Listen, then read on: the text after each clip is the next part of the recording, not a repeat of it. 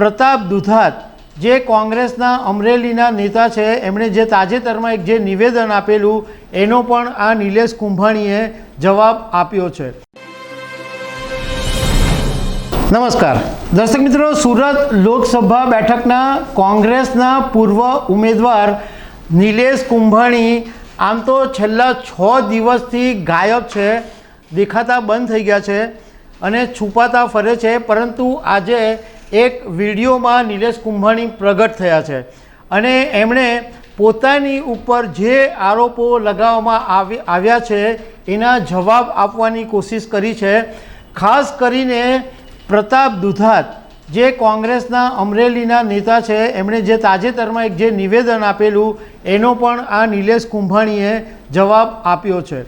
તો નિલેશ કુંભાણીએ વિડીયોની અંદર જે વાત કરી છે એનો અર્થ શું થાય એના વિશે અમે તમારી સાથે વાત કરીશું। મારું નામ રાજેશ શાહ છે અને તમે જોઈ રહ્યા છો ખબરછે.com।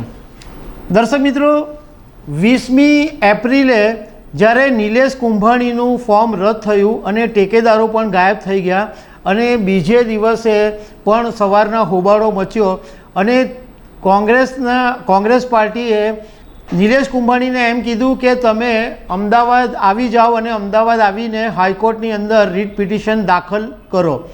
પણ એ પછી નિલેશ કુંભાણી ગાયબ થઈ ગયા હતા અને આજે જ્યારે કોંગ્રેસ પાર્ટીએ એમને 6 વર્ષ માટે સસ્પેન્ડ કરી દીધા છે એ પછી એમનો વિડીયો સામે આવ્યો છે।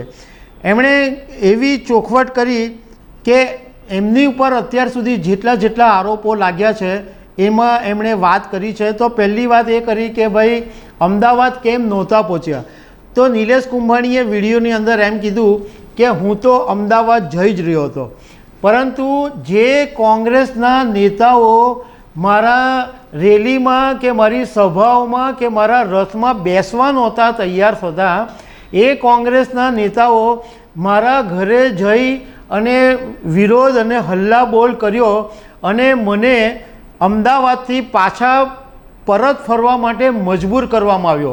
મારી પર એટલું બધું પ્રેશર કરવામાં આવ્યું કે હું અમદાવાદ પહોંચી જ નહીં શક્યો અને મારે પરત ફરવું પડ્યું। એ પછી એમણે વાત કરી છે પ્રતાપ દુધાતની।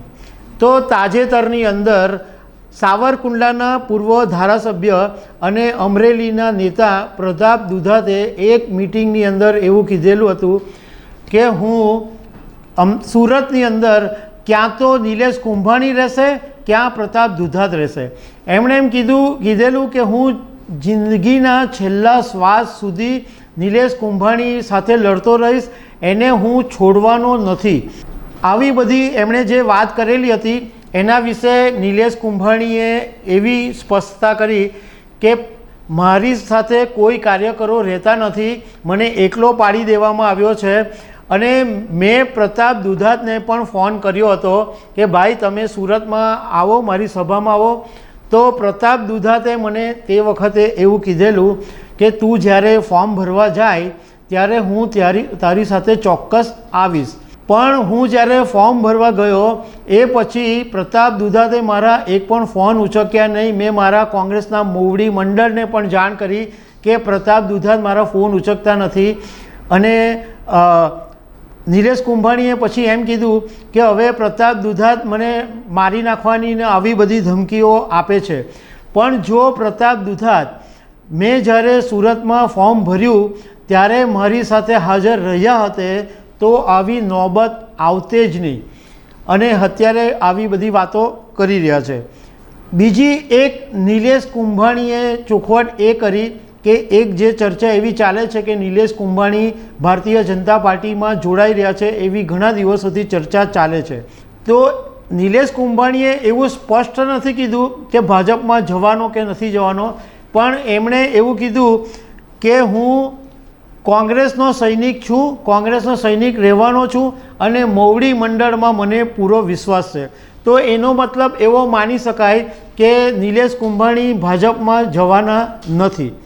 જો કે સૌથી મોટો સવાલ એ ઊભો થાય છે કે નિલેશ કુંભાણી જો પોતાની જાતને ચોખ્ખા માનતા હોય, પોતે કંઈ કર્યું નથી એવું માનતા હોય, કે પોતે કશું ખોટું કર્યું નથી એમ માનતા હોય, તો વિડીયો જાહેર કરીને શું કામ વાત કરે છે, શું કામ છુપાતા ફરે છે અને પોતે ક્યાં છે એવી પણ કોઈ બાબતની કોઈ સ્પષ્ટતા નથી કરતા. જો એમણે એ પોતે એકદમ ચોખ્ખા હોય તો સામે આવીને કહેવું જોઈએ. અને કોંગ્રેસના મોવડી મંડળે તો એવું કીધેલું જ છે કે ભાઈ તમારો પક્ષ તમારે રજૂ કરવો હોય તો કરો, તમારે જે કહેવું હોય તે કહો, અમે સાંભળવા માટે તૈયાર છે. પરંતુ નિલેશ કુંભાણી ગાયબ થઈ ગયા છે 6 દિવસથી, ફોન સ્વિચ ઓફ છે, વાત નથી થતી. તો આખરે કોંગ્રેસ પક્ષે પગલું લીધું અને 6 વર્ષ માટે સસ્પેન્ડ કર્યા. એટલે મોટો સવાલ એમ છે કે નિલેશ કુંભાણીને કોનો ડર સતાવે છે?